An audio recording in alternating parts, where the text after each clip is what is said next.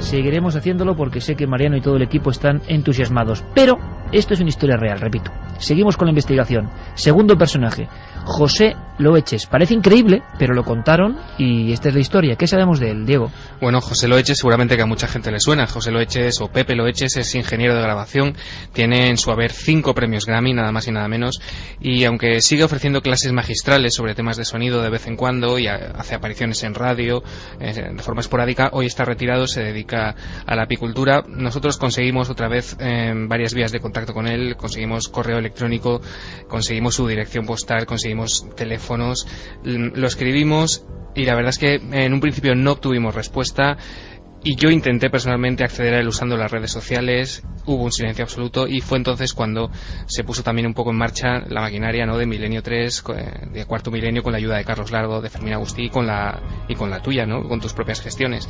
Sí, y llegamos a algo que es que la familia, al que mandamos un fuerte abrazo, como que no tenía ganas de recordarlo, y luego había una especie de confusión, y además aprovecho el momento para decirlo, sobre todo porque queremos que haya más datos. Si alguien sabe algo de esta historia, si algún técnico de sonido esté ya jubilado, haya trabajado en los 60, 70 en cierto estudio, pues quizás la noche perfecta para darnos datos, porque esto es para seguir la investigación. Queremos saber más. Yo recibí un amable mail de la familia de José Loeches, no sé si la hija o quién sería, pero estaba un poco molesta diciendo que habíamos contado el caso pues muy mal.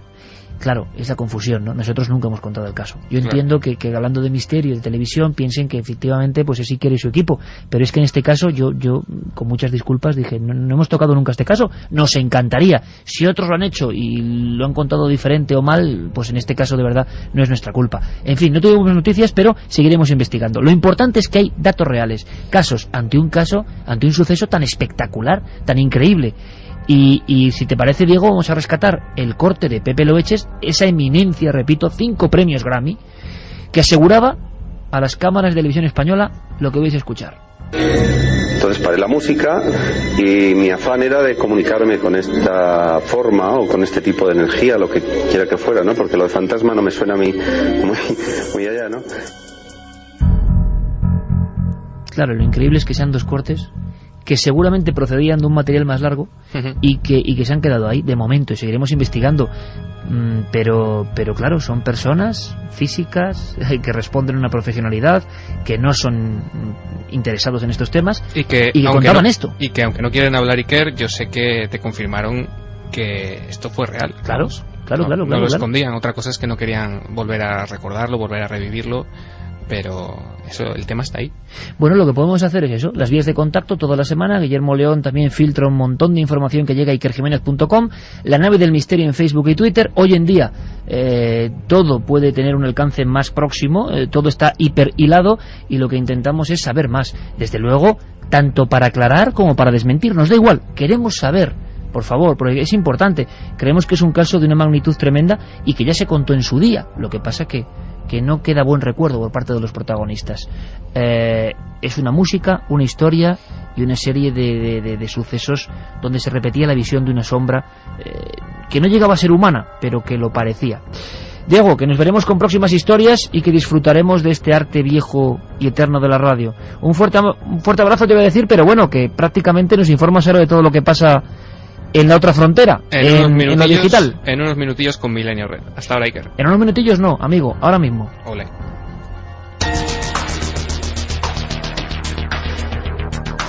Milenio Red. Toda la información digital del mundo del misterio. La piel en spray ya es una realidad y lo podemos ver con nuestros propios ojos. Si encontramos una manera de obtener piel sana y normal en tanta cantidad como queramos y en una semana, eso sería el santo grial. El doctor George Gerlach ha ideado un tratamiento digno de películas de ciencia ficción como Yo Robot, que permitirá que aquellas personas que hayan sufrido quemaduras de hasta 2º grado puedan recuperar la piel afectada muchísimo más rápidamente. Se habla de 4 días y sin ningún efecto secundario. Todo gracias a un dispositivo experimental a medio camino entre una pistola y un aerosol. En las últimas semanas ha circulado por diversos foros y webs un vídeo con imágenes realmente impactantes que, aunque ha sido puesto en duda por muchos usuarios de la red debido a lo sorprendente de su contenido, Fue de hecho emitido en el programa Explorer de National Geographic Channel. No hay debate posible. La llamamos pistola dermocelular y es un dispositivo para la aplicación de células en las heridas.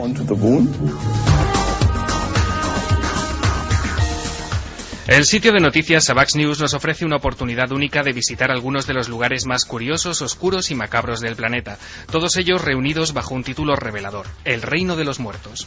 Se trata de una galería fotográfica online que incluye impactantes imágenes tomadas en la iglesia de San Severo, hoy convertida en un museo privado de anatomía, o en las catacumbas de París o Palermo. Un asfixiante recorrido en blanco y negro por multitud de rincones que los turistas no suelen incluir en sus itinerarios vacacionales.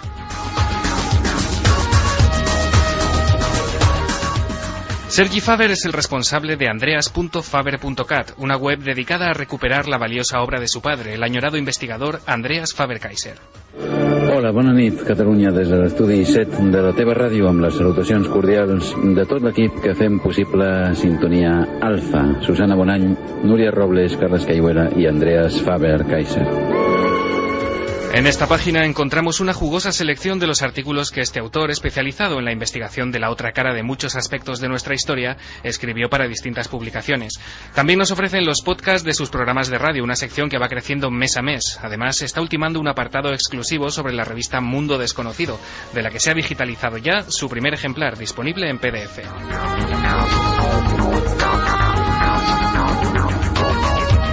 Nunca en la historia de la humanidad la imaginación, la malicia en ocasiones y las posibilidades de engañar a todo el mundo al mismo tiempo fueron tantas. Y esto va a traer otro tipo de misterios, otro tipo de noticias. Por favor, mucho cuidado. Un bulo, en inglés hoax, es un intento de hacer creer a un grupo de personas que algo falso es real. Por desgracia, los aficionados al misterio estamos, o deberíamos estar, muy familiarizados con el término, puesto que los engaños masivos por medios electrónicos, especialmente Internet, tienen en estos temas un caldo de cultivo inmejorable, ya sea a través de foros, blogs, redes sociales o cadenas de mensajes en los correos electrónicos. Su propagación es rápida y tremendamente eficaz. Para detectarlos, nada mejor que The Museum of Hoaxes, un espacio web que ha catalogado una impresionante colección de bulos desde nada más y nada menos que el año 750 hasta el día de hoy. Una página de obligada visita para confirmar o descartar sospechas. Como siempre, este enlace y todos los demás que hemos mencionado en estos minutos de viaje por la red estarán disponibles gracias a Guillermo León en ikerjiménez.com.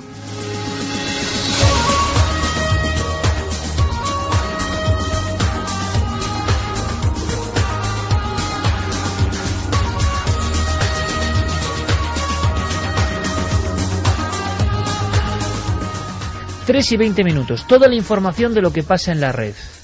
¿Qué os parece si ahora escuchamos un piano, escuchamos un sonido peculiar, una de las bandas sonoras de este programa? Cuando suenan estas notas ya se sabe que vuelve a cambiar el ambiente, y es que esto en este programa es norma habitual. Lo habitual es que nada sea habitual. Entonces ahora llega el turno de la conspiración, de esas historias que trae Santiago Camacho. En la redacción venía por mí un momento y me decía: estoy pensando en dos posibilidades. Las dos eran fascinantes, pero una de ellas me extrañó sobremanera. Apenas conocía nada. Desde luego que hoy voy a aprender. Espero que los oyentes también. Conspiración, piano y Santiago Camacho.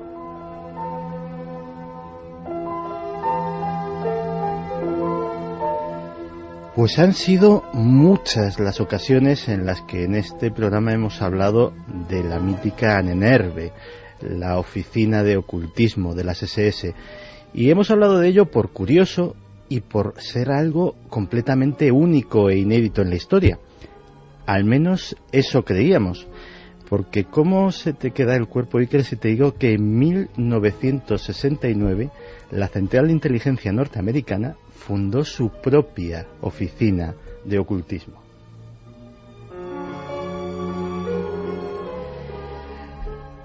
Y como antes, releyendo un libro, pues me encontré con un tema como era el del Triángulo de Bridgewater.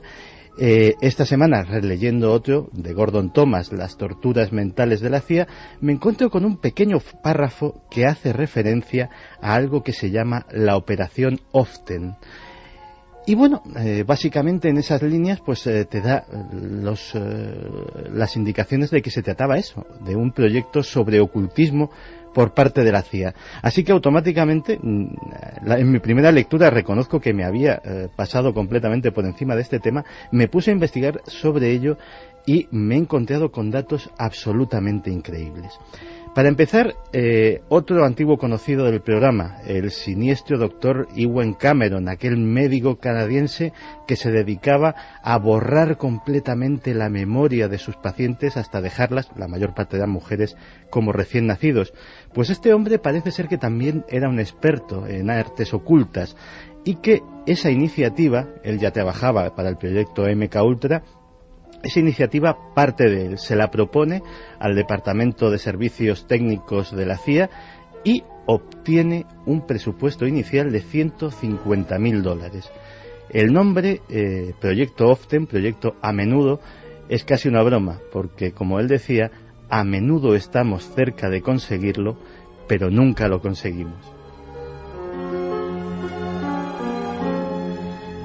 Según un documento firmado por Stanley Gottlieb, el director de ese Departamento de Servicios Técnicos de la CIA, la misión pretendía, cito, aprovechar las fuerzas de la oscuridad y poner en cuestión el concepto de que las zonas más íntimas de la mente son inalcanzables. El proyecto tiene como objetivo crear un nuevo tipo de ser humano. Y bueno, comenzaron, y uno de sus primeros pasos en 1972 fue ponerse en contacto con la Archidiócesis de Nueva York para ver si podían ponerles a su disposición ni más ni menos que a todos los exorcistas, que en aquel momento eran 4, que trabajaban en la ciudad.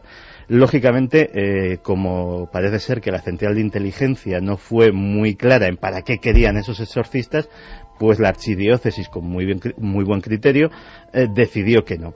Así que cambiaron de territorio y consultaron a Sybil Leek. Sybil Leek era en aquel momento posiblemente la bruja más famosa de los Estados Unidos.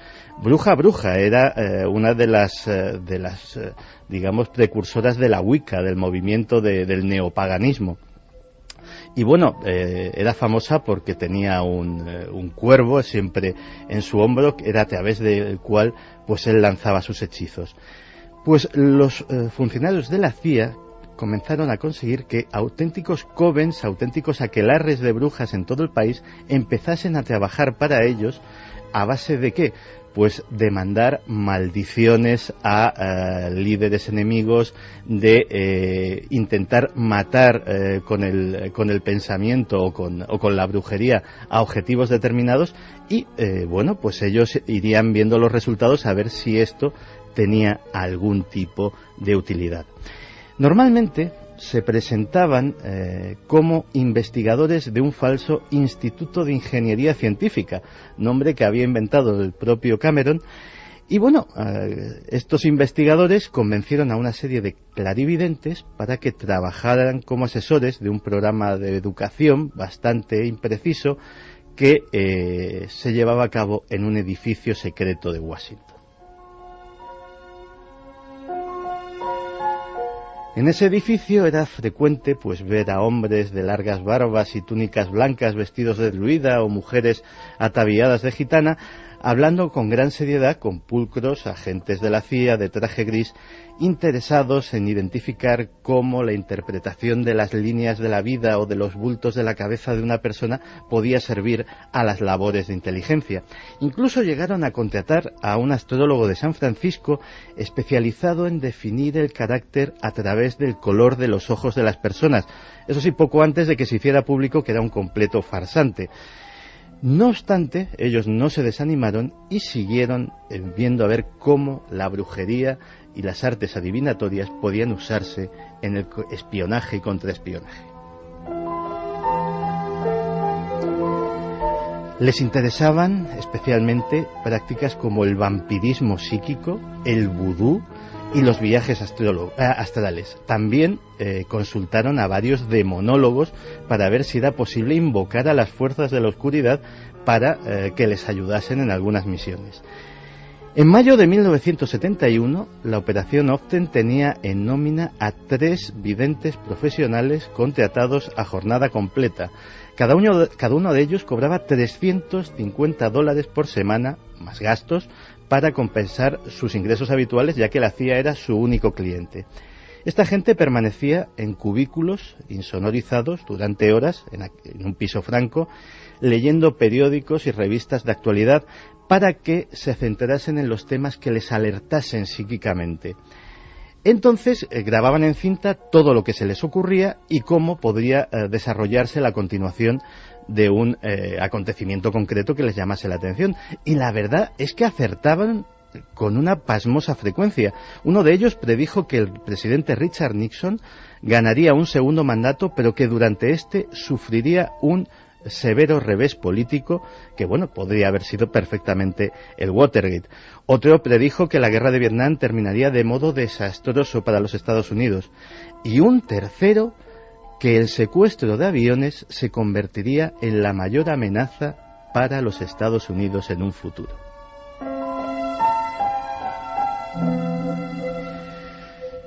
También se hicieron esfuerzos considerables para cosas tan curiosas como conseguir las huellas palmares, las huellas de toda la palma de la mano de una antigua bestia negra de la CIA, ni más ni menos que Fidel Castro. Se montó toda una operación de inteligencia muy arriesgada para los agentes que la llevaron a cabo para conseguir estas huellas. Esas huellas se pusieron en manos de un experto quiromante chino que, sin decirle a quién pertenecían, dictaminó que se trataba de un dirigente nato, posiblemente un futuro papa. Bueno, en este caso nada más alejado, pero la verdad es que tenía cierta razón. Y lo más polémico, un varón con fuertes tendencias homosexuales. Este último chisme se transmitió, y esto es en serio, se transmitió al Departamento de Psicología Política de la propia CIA y se incorporó al perfil psicológico del líder cubano con el que trabajaban los agentes.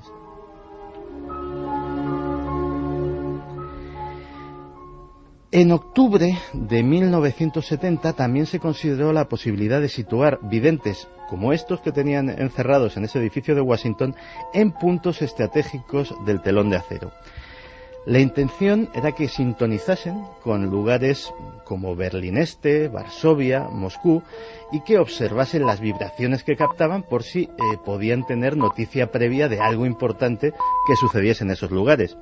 Curiosamente se abandonó la propuesta no por descabellada, sino porque resultaba muy costoso que los videntes hablasen ruso con fluidez, con lo cual no encontraron personas que tuvieran ese don y esa capacidad para los idiomas y por tanto pues tuvieron que abandonar el proyecto.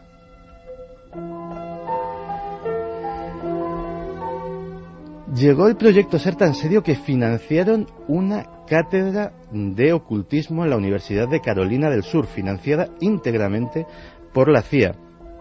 Posiblemente el punto más bizarro o absolutamente de película de ciencia ficción que tuvo esta historia es las sesiones de espiritismo, que se hicieron varias, intentando conseguir informes de agentes de la CIA muertos en acto de servicio y que no habían podido dar esos informes en vida. De hecho, uno de estos agentes, que además murió curiosamente años después en un triste y célebre caso, secuestrado y víctima de los hombres de Hezbollah, William Buckley, participó en estos hechos y declaró que posiblemente de todo este proyecto Often lo que más le impresionó fue un día que pasó junto a un despacho del que salían unos gritos aterradores que decían: no hay Dios, la deidad cósmica lo es todo.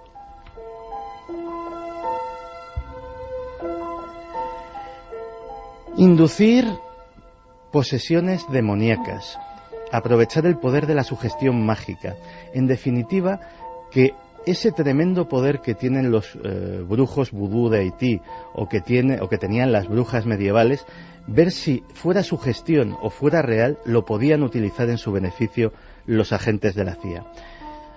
Hay una cosa que, atando cabos, esto es teoría personal mía y como tal lo anuncio, no como un hecho, como lo que ha sido hasta ahora, sí que me ha llamado mucho la atención.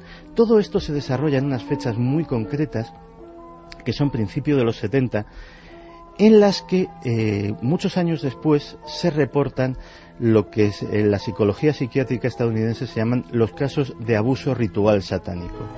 Un montón de jóvenes declaran a sus terapeutas que cuando eran niños, sus padres, que generalmente procedían de ambientes políticos o muy vinculados a la CIA, les hacían participar en extraños rituales de brujería, en extraños rituales mágicos, incluso con sacrificios humanos, y con abusos sexuales, etcétera, etcétera.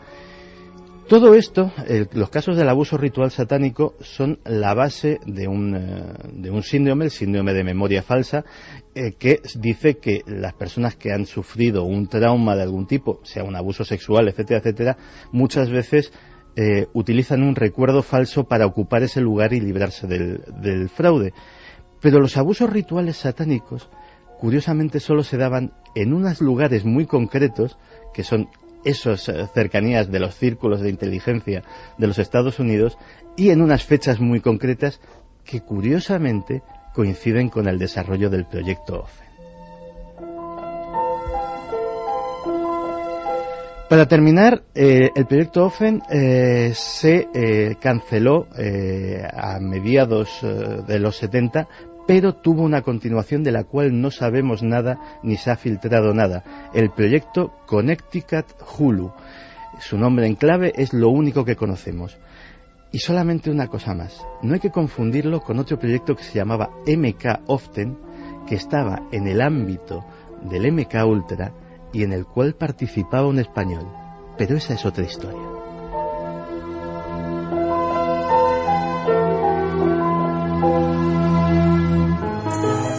En busca de una explicación. Iker Jiménez, Milenio 3. Hay que ver, Carmen, lo que se aprende releyendo un libro, ¿eh? O sea, un libro que te has leído, sí. ¿Qué arte ese de releerlo ya leído? Yo me he encontrado con tantas sorpresas en tantas que lees ocasiones. Otro libro a veces, ¿verdad? Aunque te acuerdes de lo que has leído, parece que descubres nuevas cosas si te relees. ¿Será que es otro libro? Esas páginas. ¿Que tú eres otro? Exactamente, es otro libro lo porque tú eres otro. Ojos, totalmente de acuerdo, y qué bonito debate podría surgir aquí, y además lo podemos hacer en una próxima semana preguntando a los oyentes relecturas de libros que le han mostrado, o sea, libros que nos parecían horribles, crípticos, y que luego se han convertido en maravillosos, que releídos 10 años después han dado un dato, o que página al margen mostraban una historia que era clave y que tú tenías ahí olvidada. Pero ha ocurrido muchísimas veces. Yo me estaba leyendo recientemente Encuentros en Montaña Roja, de JJ Benítez, y ¿por qué no era lo mismo? Pues es sorprendente.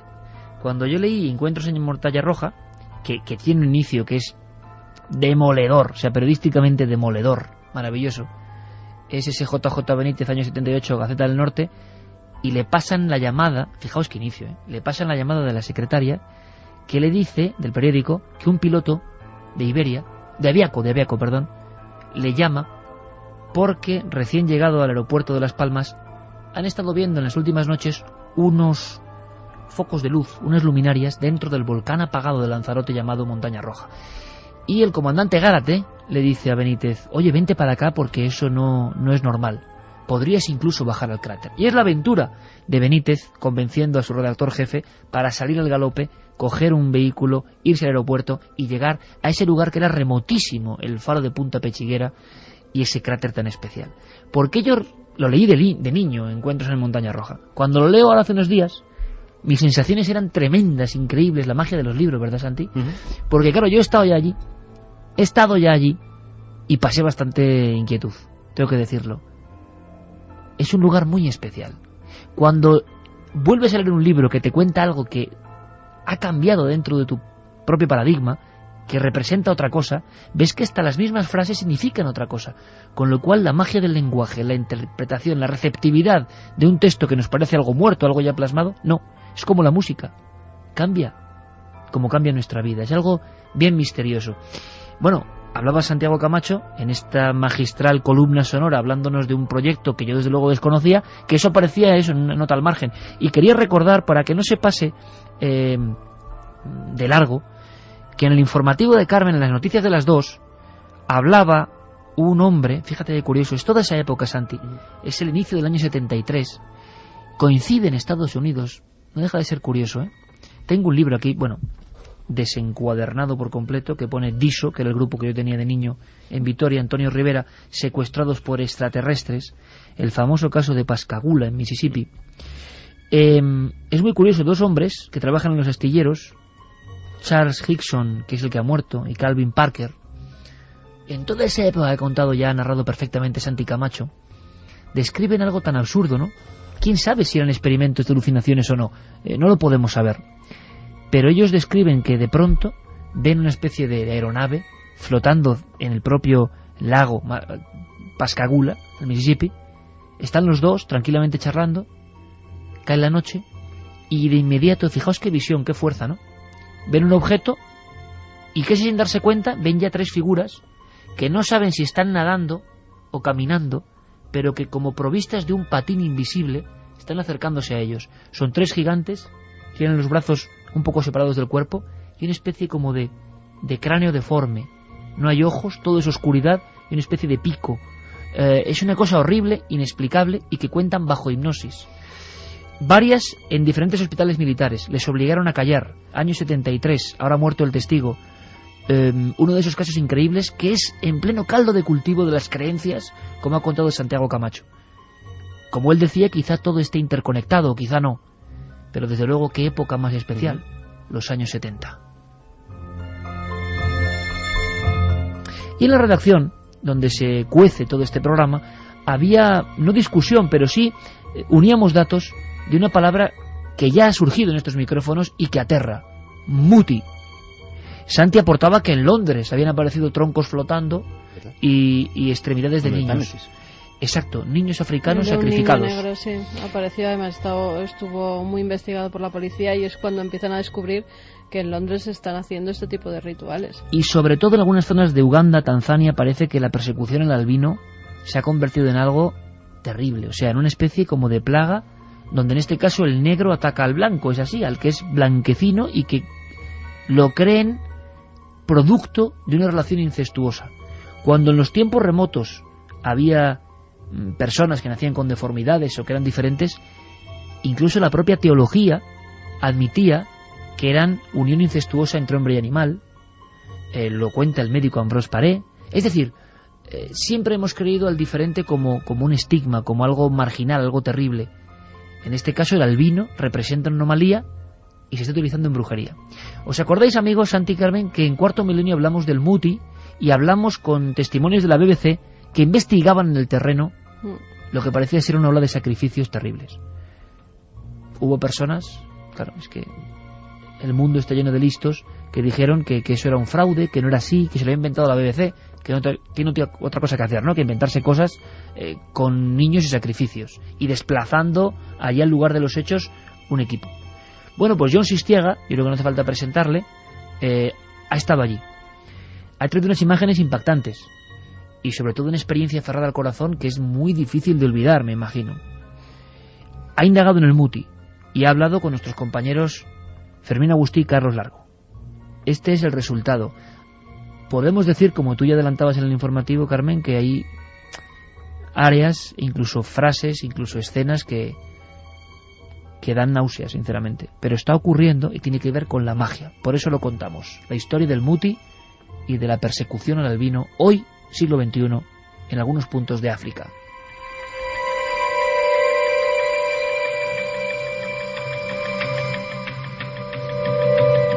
En Tanzania, nacer albino es nacer perseguido, estar condenado y vivir permanentemente con miedo. El pensar que en una sociedad donde solo existen negros, aquellas personas que nacen blancas por un defecto de melanina en la piel, pues son o hijos del diablo, o hijos de un espíritu, o espectros, o productos de una violación de un blanco, o productos o subproductos de una enfermedad venérea. Todas esas estupideces han ido creciendo a lo largo de los años y han conformado pues una situación en la que el que nace albino automáticamente está excluido del resto de la sociedad. John Sistiaga y el equipo de Canal Plus se han lanzado a Tanzania para descubrirnos esta realidad en el documental Los Blancos de la Ira, un país en el que están censados 8.000 albinos cuando se sabe que hay unos 100.000. Por eso es muy fácil que desaparezcan, como por arte de magia. La razón es que tiempo atrás realmente sí que desaparecíamos. Pero ahora ya sabemos por qué. ¿Por qué? Porque nos solían matar. Y después de matarnos, hacían desaparecer los cuerpos. Así que no desaparecíamos porque queríamos. Nos mataban y luego decían que nos habíamos desvanecido porque nadie nos volvía a ver. No se perseguía a nadie, no había prensa detrás como tú ahora. Pero esta es la realidad. Esta es mi madre. Ella ya se ha ido. Y este es mi sitio, esta es mi parcela. Cuando muera estaré aquí. Así que si te dicen que he muerto, ven aquí y aquí me encontrarás, al lado de mi madre. Siempre hay curanderos buenos y curanderos malos, es decir, el muti bueno y el muti malo. Pero ¿qué diferencia hay entre los dos? La brujería buena es la que utiliza partes humanas para realizar un ungüento, y la brujería mala, según ellos, es la que utiliza también partes humanas, pero de personas vivas. Miles de historias desgarradoras, como la de Tindi y Viviana, dos hermanas que perdieron a su padre y que 2 días después fueron brutalmente atacadas. A una de ellas consiguieron mutilarla salvajemente, le arrancaron una de las piernas a base de machetazos, intentaron arrancarle la otra pierna también, que nos la enseñó, y la verdad es que la tiene llena de costurones, incluso 2 dedos, ¿no?, que la pobre cría puso para evitar que le cortaran la pierna, ¿no? La cría se desmayó enseguida, y la otra niña, que también Tindi, que también es albina, pues ya nos contaba pues el miedo que pasó, no solo por la atrocidad que estaban haciendo con su hermana, sino porque ella estaba pensando que ahora iban a ir a por ella, ¿no? Hay casos que incluso rozan el canibalismo. Me taparon la cabeza con una manta, pero la abrí un poco para ver qué estaban haciendo. Entonces vi cómo los asesinos tapaban la boca de Mariam y con un cuchillo la degollaban. Uno de ellos recogió la sangre que salía con un cazo y cuando se llenó empezaron a bebérsela uno detrás del otro. Cuando terminaron de beber la sangre, sacaron una bolsa grande y cortaron a hachazos sus piernas. Las metieron dentro. 3:45, ¿estáis ahí? ¿Se puede añadir algo más? La barbarie humana. Santi, yo no sé si esto es de ahora, es de siempre, pero es que, ¿cómo es posible, no?, que haya semejantes arrebatos de odio contra seres indefensos? Algunos pueden pensar es la larga y eterna canción de toda la historia de la humanidad, pero ya en el siglo XXI el poder de la magia, yo pienso que lo sagrado, lo mágico, lo invisible, lo maravilloso, lo inaudito, lo misterioso, lo inexplicable es magnífico, pero claro, hay como una vertiente que casa muchas veces con la incultura, con la brutalidad y con la falta de sensibilidad, y el caldo de cultivo, el cóctel es explosivo. Sí, además el problema en cuestión es prácticamente común a toda la África subsahariana. No estamos hablando de un país en concreto. De hecho, incluso en zonas desarrolladas, en ciudades que nos pueden parecer modernas, donde ha habido un mundial de fútbol, en Johannesburgo, los angomas sudafricanos, evidentemente con mucha menos impunidad, con bastante más presión policial, cuanto más desarrollado está el país, lógicamente mejora la represión de este tipo de prácticas, pero están muy arraigadas, y estamos hablando además, curiosamente, de pueblos que aparte de su raza no tienen nada en común. Los zulús de Sudáfrica no tienen nada que ver con los masáis, no tienen nada que ver con multitud de etnias que hay en toda África, y sin embargo sí que esto, junto a la mutilación genital y otro tipo de prácticas ancestrales igualmente bárbaras, pues sí que es uno de los grandes problemas que tiene África, para el África subsahariana, para despegar y librarse un poco de un lastre de tradiciones que le pesan. Y un mito que es propio, que hemos visto en muchos pliegos de cordel, y en España en el siglo XX, final del XIX, principio del XX, del vampirismo, del beber sangre, es curioso, ¿no? Ahora se sigue dando pues en estas latitudes y con una brutalidad manifiesta y tremenda. Yo creo que seguiremos indagando, pero de verdad que esto pone hasta mal cuerpo. Como pone mal cuerpo esta noticia que nos llegaba a través de la web, y que siempre estamos como muy deseosos de informar de esta barbaridad, pero para si podemos hacer algo, ¿no? Y para incluso se puede identificar a los desgraciados que hacen algunas cosas que yo es que no puedo ni entender. Nos llegaba un mail desde Pedro Muñoz, Ciudad Real. Exactamente, Iker. Yolanda nos mandaba un mail pidiéndonos ayuda contra el maltrato animal en Pedro Muñoz, en Ciudad Real, como bien decías, porque la pasó a una gatita suya. Una gatita mestiza que tiene, sale a dar un paseo porque sale siempre por la ventana y al regresar regresa con una especie de dardo casero clavado en un ojo. Tú lo has dicho, dardo casero. Exactamente. Dardo casero porque era como una especie de punzón que llevaba como enrollado una revista y todo eso cogido con cinta aislante. O sea, alguien había estado haciendo esos dardos para hacer daño a los animales. A su gatito se lo clavaron justo en el ojo. Nos decía que claro, que la llevó enseguida a urgencias donde la tuvieron que operar y no solo la atraviesa el ojo, sino que también la traspasa el cráneo. Tú imagínate la fuerza con la que tiene que ir ese artilugio. Y este caso, que es esporádico, y dices, bueno, una desgracia, resulta que en toda la zona de Pedro Muñoz un montón de personas aseguran que están llegando animales con estos dardos caseros. Exactamente. Algún indeseable. Enviados a distancia y atacando a animales y a mascotas, ¿no? Algún indeseable o indeseables pues están haciendo daño a los animales. Pero claro, ¿cómo pueden controlar que ese dardo no se vaya a una persona, a un niño que esté jugando? Sí, pero sean niños y animales, es sea increíble. Lo que sea. Bueno, pues el ayuntamiento al parecer puso una nota, la ha retirado, no sabemos por qué, pero pedimos ayuda a los vecinos de Pedro Muñoz. Si alguien sabe quién son estos indeseables, estos malnacidos que hacen daño a los animales, por favor, que informen a las fuerzas de seguridad, que informen a la policía y que se pueda hacer algo, porque parece que cae todo en saco roto, pero no es así. Mira, ahora el refugio ha llevado a Bush, que es un perrito que tenía 3 meses cuando lo recogieron, tenía destrozada la cara, perdió un ojo, porque su dueño lo había apaleado hasta casi matarle con solo 3 meses.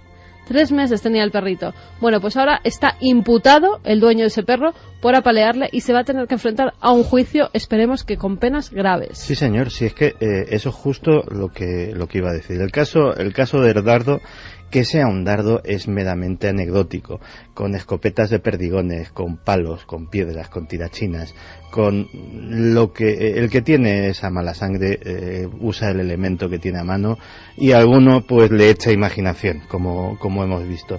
Pero lo importante es que efectivamente, o sea, hay ya una legislación que se puede aplicar, una legislación contra el maltrato. E igual que hasta que no ha habido, en el caso de la violencia de género, hasta que no ha habido denuncias y hasta que no se han implicado tanto las propias maltratadas como los vecinos, como la gente de alrededor, pues no se ha empezado a actuar y no se han empezado directamente a salvar vidas. Todavía, por desgracia, no se salvan todas, pero a mitigar mucho y sobre todo que haya una conciencia del problema, pues hasta que no haya denuncias por parte de la gente que ve y que no lo vea como una gamberrada o como algo que directamente dice, jo, qué asco, pero vuelvo la cabeza, sino directamente, oye, cojo el teléfono móvil, claro, y llamo a la policía local, pues probablemente pues el problema seguirá existiendo. Lo que está muy claro es que nos hacen creer, es una evidencia, que somos todos una misma humanidad, pero claro, es que dices, bueno, ¿qué tendrán que ver algunas personas con los que hacen lo del muti, con los que mutilan animales, con los que apalean a un cachorro de 3 meses hasta la... Es que dices, evidentemente la especie humana tiene tanto... Decía, yo creo que fue Salvador Dalí, la frase, y le he comentado más de una vez, hay más diferencia entre un hombre y otro hombre que entre 2 animales de diferente especie, y yo creo que estaba en lo cierto. Y tú fíjate cómo nos paga la naturaleza, que en Paterna, por ejemplo, están utilizando a esos perros que han sido maltratados, que han sido recogidos porque han sido abandonados por sus dueños, pues los están empleando en ayudar a ancianos en sus terapias y a niños con problemas, y están haciendo efecto esas terapias con esos animales. Pues nos alegra un montón porque están siendo muestra de lo que tienen dentro. Nosotros siempre estamos muy receptivos. Y luego la gente también es muy radical, incluso las personas se enfrentan en posturas y yo creo que hay que ser muy laxo, pero desde luego tener claro que es una cuestión de sensibilidad. Esto está pasando ahora, nos ha escrito una amiga sin medios prácticamente, por favor, si podéis decir algo, decirlo, y nosotros no podemos más que decir que stop a esa falta de sensibilidad tremenda, ¿no? Ojalá sirva para algo. Vamos ahora con otras cosas, con vuestros mensajes, pero en este caso, del mundo del misterio. Ana Ismana dice que genial las dramatizaciones, que se echaban de menos, todo un acierto, volver a ellas. Andrea Vázquez realmente estaba cocinando unas empanadas para mañana que me voy al campo y me he tenido que dar la vuelta varias veces para ver la puerta de la cocina del Yuyu que me ha dado la narración. Felicitaciones. Y eso que no quería dar miedo. Pues no, yo creo que les va a haber peores, sinceramente. Bueno, pues pero no es el objetivo, ojo, no es el objetivo. Younes dice, este verano he estado escuchando los MP3 de los antiguos programas de Milenio y las dramatizaciones con las voces de talentos como Primitivo Rojas, por citar uno que me gustaba mucho. El gran Primitivo Rojas, aquí nos quitamos los tres el sombrero, ante el gran maestro Primi. Ante Primi. Ya intuía que tarde o temprano volverían, sobre todo al ver que habría una sección basada en hechos reales. Eso sí, la voz del documental me obliga a asociar definitivamente a Milenio 3 con la 2 de Televisión Española, y no lo digo en sentido peyorativo. Y ya si pones una sección de actualizaciones en las que se analizaran los clásicos a la luz de las nuevas tecnologías disponibles, sería el no va más. Pues pero esos casos que dan miedo, pues mira, justo como lo que contábamos antes de lo de Coleman, que efectivamente hay una filmación de los años 60 y ahora se pueden aplicar una serie de tecnologías sobre esa filmación que evidentemente no estaban disponibles en la época y arrojan nueva luz. Vamos, Iker, con los ganadores de Confession. Sus alumnos mataron a su hija y ella ahora no busca justicia, solo venganza.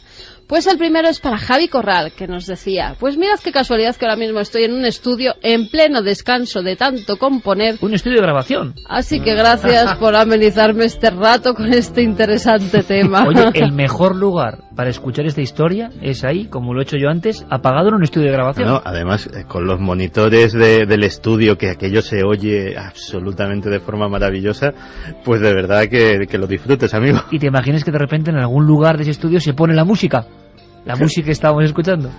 Víctor López González es otro de los ganadores. Dice, impresionante el relato sobre la cinta. Es fascinante la relación entre los medios audiovisuales y la captación de fenómenos extraños, aunque sea de forma involuntaria. Me recuerda cuando rodamos un cortometraje en el Hospital del Tórax. Los fotómetros se volvieron locos en un par de habitaciones. Cuando revelamos el negativo estábamos nerviosísimos esperando ver algo que no debiese estar ahí, pero no hubo suerte. Hablando de grabaciones, ahora os cuento algo porque mañana vuelve el Cuarto Milenio y tiene que ver con todo eso. Y el último de los DVDs es para Antonio Zamora, que decía, me encantaría que recrearais la historia de Xavier C. y la abducción en el dolmen de Vallgorguina. Impresionante la historia. Bueno, lo contó Javier Sierra y quizá un día se dramatice, claro que sí. Pues ahí están los ganadores de Confessions y gracias de nuevo a Media 3 que nos envía estos. Y mañana, si tenéis a bien abrir la puerta de este club de amigos del misterio, de este club de locos, clarísimamente, y menos mal, y por fortuna, que miran la vida con otros ojos, os esperaremos más allá de la medianoche, porque sabéis que la tele está cambiante. Bueno, hay que hacer un poco de esfuerzo, lo sabemos, pero mañana comenzamos nuestra investigación. El lugar Belchite, y nos hemos quedado de piedra. No se puede adelantar mucho, pero de piedra. Solo que han pasado cosas. Eso ya es mucho. Y cosas que no podemos explicar, algunas por ahora. Bueno, pues mañana lo contamos todo. Mañana volvemos. Alguien nos dijo que eso de hacer televisión y radio a la vez era imposible. Nos lo dijeron el año 1, día 1, mes 1. Y lo dicho, todo el mérito es vuestro, porque seguís aguantando nuestras historias y lo agradecemos muchísimo. Representa algo aséptico, información. Es curioso el poder evocador de la radio, porque la información se puede convertir en algo que va directamente al corazón, al alma, algo que nos sobrecoge. He tenido la oportunidad en estos minutos en los cuales vosotros escuchabais, amigos y amigas, a los compañeros que informan, y nunca yo creo que se hace justicia a la labor de nuestros colegas de los boletines informativos, dando puntualmente hora y tiempo de lo que pasa en el mundo. Pocas veces han ocurrido tantas cosas como hace 10 años. Un día como hoy, hace 10 años. Como digo, he tenido la oportunidad de casi ver fugazmente, sentir fugazmente, escuchar fugazmente el breve homenaje, se puede decir así sonoro, que hacen a las víctimas, a lo que ocurrió el 11S y sobre todo a la labor de la radio, de la cadena SER en concreto, que hacen nuestros compañeros Fermín Agustí y Carlos Largo, con la ayuda inestimable del servicio de archivo y documentación de esta cadena. Será una cosa que iremos poniendo en marcha. Vamos a recuperar grandes misterios tal y como los contó la cadena SER. Historias que cambiaron el mundo. Pero yo os lanzo una pregunta ahora mismo. A todos los que estéis escuchando. A que no habéis podido olvidarlo nunca. No solo lo que pasó el día que varió la concepción del siglo XXI. El día que varió todo, realmente. ¿Qué estabais haciendo aquel día? El 11 de septiembre del 2001. Nadie lo ha podido olvidar, es como una cicatriz en el tiempo, imborrable. Uno de esos hechos que, aunque pasen siglos, se recordarán en las enciclopedias del futuro. Aún estamos casi asimilándolo. Os digo una cosa, compañeros. Al escuchar las voces de amigos que ya estaban aquí, que ya estábamos aquí, compañeros de la radio, informando en vivo, y eso que lo hemos hecho muchas veces, escucharlo en reportajes, revisarlo incluso en temas de Milenio, sigue produciendo un extrañísimo efecto, un efecto emocionante, un efecto que sobre todo va como recuerdo a tanta gente que murió, no podemos olvidarlo, que murió en aquella cárcel que fueron los edificios desplomándose. Al margen de conspiranoias y al margen de extrañas ideas que pueden tener razón o no. Esto es un puro homenaje de voz, de sentimiento. Un día como hoy, 10 años después, en este mismo estudio, no podemos olvidarlo. Así lo contó la cadena SER. Así lo cubrió la SER. Crónicas imposibles de olvidar. Se cumplen 10 años de la catástrofe que cambió el mundo. Todos sabemos qué es lo que estábamos haciendo en el momento de los atentados de las Torres Gemelas. Eran las 3 menos 5 de la tarde en España cuando José Antonio Marcos contaba esto en la cadena SER. Hora 14. José Antonio Marcos. Son las 3 de la tarde, menos 5 minutos. Estamos pendientes siempre de la última hora y en este momento estamos viendo unas imágenes espectaculares por televisión. Parece que algo ha ocurrido en Nueva York, en el World Trade Center, en las Torres Gemelas. Un avión podría haberse estrellado, ¿no es usted? Sí, en un principio parece que ha sido un avión pequeño. Estaba terminando el hora 14 cuando una avioneta impactó contra una de las Torres Gemelas. La cadena SER contactaba con su corresponsal en Nueva York, Javier del Pino. Buenas tardes, ¿qué tal? Apenas se sabe que se trataba de una pequeña avioneta de pasajeros. La gente que trabaja en esas torres, que son las más altas de Nueva York, la vio venir. Uno de los testigos contaba que parecía que iba a pasar. Todo el mundo veía que la avioneta volaba demasiado bajo y que se acercaba demasiado a las oficinas de la parte de arriba.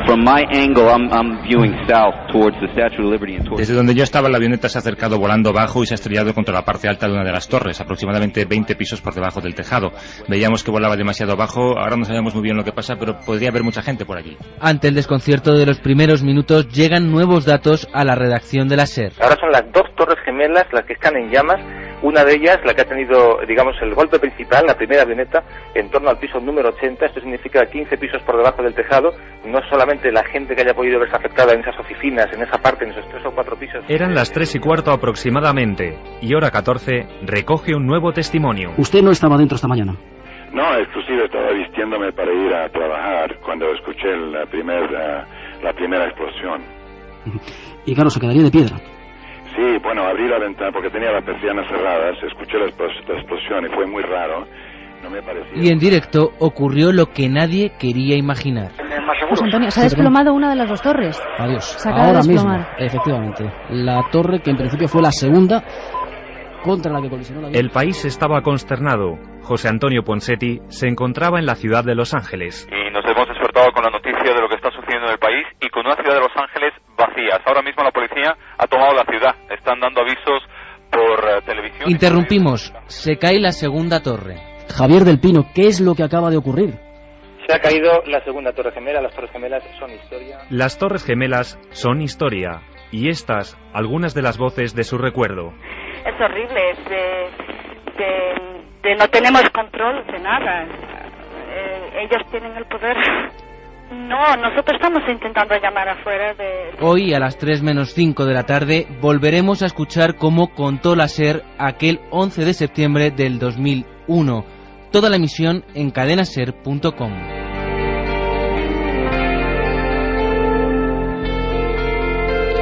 3 y 13 minutos. Es un fragmento de apenas 3 minutos, precisamente, recordando voces. El poder evocador de la radio tiene aquí toda su fuerza. Creo que llega incluso más hondo al corazón escuchar las voces de nuestros compañeros y desde luego de los que estaban allí, de queridos compañeros como Marcos, Ponseti y tantos otros, envueltos ya en una historia que iba a cambiar el destino de la humanidad. Verlo sin imágenes provoca un shock, no sé qué creéis, compañeros, qué opinéis, incluso más fuerte. Una tremenda lección la de Carlos Largo y Fermín Agustí de poner esta música de fondo, porque nos deja en esa tesitura emotiva de decir, nosotros lo hemos vivido. Muchas veces nos cuentan cosas de la historia, leemos cosas de la historia. Esto, por desgracia, lo hemos vivido. ¿Qué estáis haciendo vosotros? ¿El 11? Aquel 11 de septiembre yo estaba preparándome para el cierre de la edición de la revista Más Allá, era director entonces de esa publicación y recuerdo que salí de las oficinas para tomar algo, era la hora del almuerzo, y al entrar en el restaurante donde habitualmente almorzaba con parte del equipo, me quedé hipnotizado viendo en la televisión esas imágenes. Yo pensé que era el tráiler de una película. Todos lo pensamos. Sí, que no era real. Que no era real. Aquel día no comí. Me quedé viendo fascinado aquello que estaba sucediendo y que estaba dentro del telediario de la información de la televisión. Los impactos durísimos. Este de las Torres Gemelas, porque es el primero a nivel mundial y con una iconografía tan brutal, tan tremendo de la destrucción, que es difícil imaginar algo igual. Sigue siendo un misterio en algunos aspectos. Luego en Madrid tuvimos ese doble golpe tremendo, ¿no? Yo recuerdo, ¿tú te acuerdas, Carmen? Estábamos en un centro famosísimo sueco de las afueras y la escena era todas las televisiones. Vaya imagen, ¿eh? Cientos de televisiones proyectando la misma imagen. Y al principio todo el mundo creyó que era una película. Una película. Santi, ¿tú dónde estabas? Yo estaba en Tenerife. Estaba visitando a mi padre, era parte de mi viaje de novios. Me acababa de casar apenas unos días antes. Y estaba en la Plaza de los Cristianos esperando a mi padre para comer. Y sonó el teléfono móvil, y era Arturo Valoria, que era entonces compañero nuestro, redactor en la revista Enigmas, que me dice: tío, se han estrellado 2 aviones contra las Torres Gemelas de Nueva York. Y yo me acuerdo de dije: Arturo, vale, que estoy de viaje de novios, pero la broma no tiene ni la más remota gracia. Dice: no, que es completamente en serio. Y entonces me acerqué a un bar que hay en la plaza, y en la televisión estaban viendo las imágenes automáticamente. En ese momento llegó mi padre, nos fuimos a su casa y pasamos la tarde pues viendo el desarrollo de aquel drama en aquel momento absolutamente surrealista que se estaba desarrollando, porque después vino el Pentágono, después vino el United 93 y fue un día absolutamente lleno de extrañas emociones. Estoy seguro que ahora, y lo hacemos a través de Facebook, de Twitter, de cadenaser.com, por favor, porque es parte de nuestra historia. ¿Qué estabais haciendo? ¿Cómo vivisteis eso? Yo creo que el fenómeno película se nos pasó a todos por la mente, porque era inconcebible. Solo en el séptimo arte se podía imaginar uno vivir algo así. Se incorporó nuestro compañero Javier Pérez Campos. Javi, buenas noches. ¿Qué hacías tú el 11S? Buenas noches. Tú eras muy pequeño. Sí, yo estaba además recién llegado de clases, comiendo y demás. Y fue un momento igual, momento película que decías, pensar que estabas viendo algo con unos efectos especiales nunca vistos, y realmente cuando era bastante pequeño y demás, pero sí que entendía el impacto de lo que aquello significaba, y la comida desde luego no pude continuarla. Todo el mundo se quedó paralizado en aquel instante, y luego serían, yo no sé, si en brevísimos titulares, Santi, porque esto es cuestión un poco de homenaje, ¿no? No de echar más sal en la herida, porque a veces uno se queda alucinado con lo que escucha, lo que se dice, y ya llevamos y llevaremos durante la semana que viene muchos días escuchando homenajes, cuestiones conspiranoicas o no, pero a día de hoy, dentro de esta terrible tragedia, que a veces yo creo que la gente se olvida, que lo que ha habido sobre todo es una inmensa tragedia humana, desaparecidos, historias de superación, historias de muerte, historias del tercer hombre, como ese último superviviente que baja todas las Torres Gemelas, recordémoslo por favor, y que él dice que alguien le ha llevado, un tercer hombre le ha llevado, y cuando sale, al salir, al ver la luz, casi creyendo que es un sueño, esa entidad que le impulsa, se derrumba la Torre Gemela. Pero lo habitual no es esto, sino historias de muerte, historias de familias rotas, historias de una tremenda herida. En Teletipo, Santi, hoy se sigue argumentando y siguen saliendo cosas. Esta misma semana, claro, a colación del 10º aniversario, es lógico que hablemos de esto, aunque sea brevemente, salen nuevas pruebas para los conspiranoicos. Sí, esta misma semana han salido, por ejemplo, unas imágenes hasta ahora inéditas de el campo de Pensilvania donde se estrella el United 93. Esas imágenes inéditas han dado nuevamente lugar a una de las polémicas, que es si realmente fue el fruto de esa rebelión de los pasajeros la que terminó con el avión en el suelo, o, como dicen las tesis conspiranoicas, fue directamente derribado por las fuerzas aéreas estadounidenses. ¿Y qué se aprecia en esas imágenes?